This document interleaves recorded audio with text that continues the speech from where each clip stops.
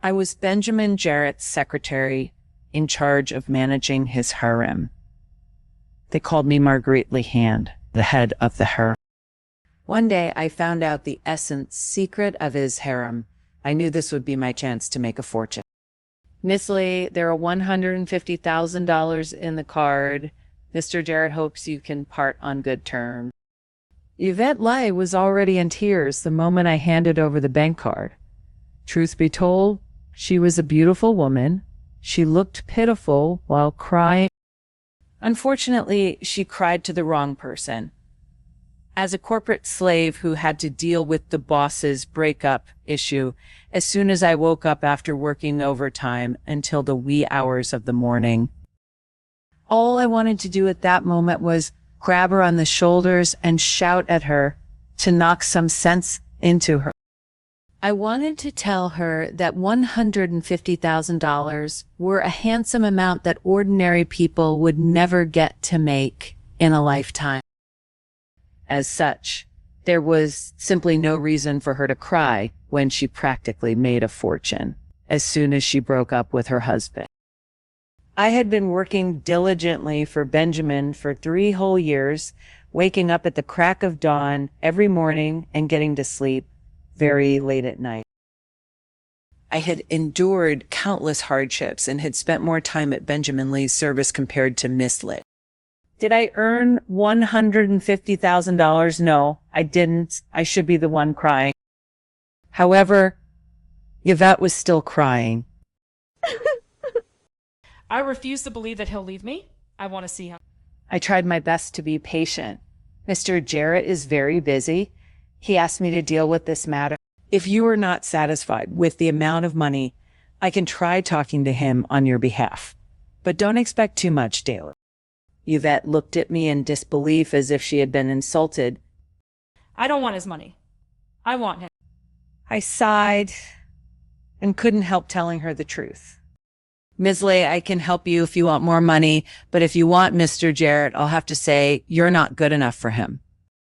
As expected, Yvette grabbed the glass of iced coffee in front of her and splashed it on my face. Juliette LaRouche, you're heartless. After saying that, she got up and left in despair, leaving me a sad but beautiful, receding figure. Of course, despite everything that had unfolded, she didn't forget to take the card on the table. However, I hadn't given her the password yet. I sat there calmly and composedly. The iced coffee was really cold. I wondered if my newly bought mascara would be able to just stay on. Sure enough, within 2 minutes, Yvette came storming back aggressively. Give me the password. Her tears hadn't dried up yet, and wet crystal-like droplets were hanging on her lashes. I presented her the payment QR code on my WhatsApp and replied, "The cost of dry cleaning is $120, and the cost of emotional damage is $150. I went a little bit easy on her by giving her a discount. Looking at her shocked expression, I was finally in the mood to appreciate her beauty.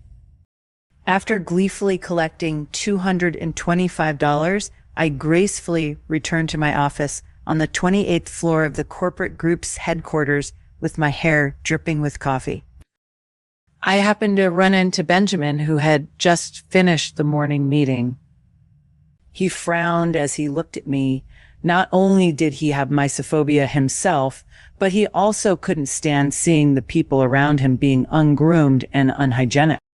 Before he got angry, I hurriedly piped up to remind him, "Ms. Lee has a bad temper." In other words, I was in this mess because of the task I was assigned. Benjamin fixed his gaze on me for a while, though he had a pair of charming and flirtatious eyes. The look in his eyes was always cold. He could freeze people to death just by staring at them. I shuddered and smiled ingratiatingly. "Just look at me. Shouldn't you reimburse my dry cleaning fee?" He ignored me and went straight into his office. I breathed a long sigh of relief. Soon afterward, I heard a pleasant sound of a notification from my phone. Benjamin had transferred money to me. Yadi, my boss was the best. Today was the day I successfully extorted money from both Benjamin and Yvette, the plaintiff and the defendant. I tapped into my WhatsApp happily, only to look at the amount I received in disbelief. It was $30. I only received $30. What the heck? What a stingy capitalist, cursing him deep down.